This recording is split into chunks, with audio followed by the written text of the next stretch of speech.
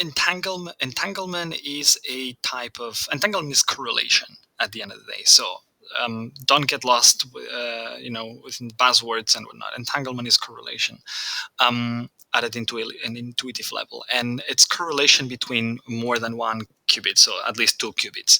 And this means that in contrast with classical programming or computing, when you have two bits, basically those bits are independent. When you have two or more qubits, those qubits can be correlated, which means that you can program them in a way that they, for example, will always agree when they measure, or they will always disagree when they measure, or they will half of the time disagree, etc.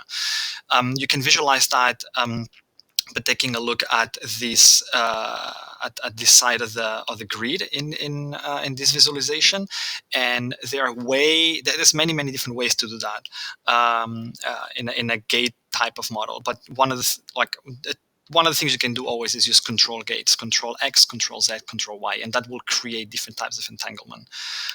This is one example: a Hadamard gate and a control node. So basically, what this does is it entangles those two qubits in a way that they will always agree when you measure them, because dependent on the value of the qubit 0, then this operation will be applied or not. You can check this out by yourself.